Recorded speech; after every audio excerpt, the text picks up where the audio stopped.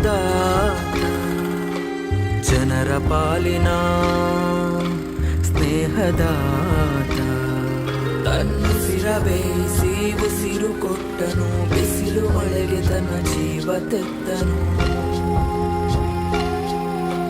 ನೀರು ಇಲ್ಲದೆ ನೆರಳು ಇಲ್ಲದೆ ಬೆಳೆಗೆ ಕಾಯುತ್ತಾ ಸೂರು ಬಿಟ್ಟನು ಅನ್ನದಾತ ಅನ್ನದಾತ ನಮಗೆ ನೀವೇ ದೇವದೂತ ನಿಸ್ವಾರ್ಥ ಸೇವಿನಿ ಶ್ರಮದ ಯೋಗಿನಿ ಭೂಮಿ ಬಿತ್ತುವ ಮಹಾನ್ ಜ್ಞಾನಿ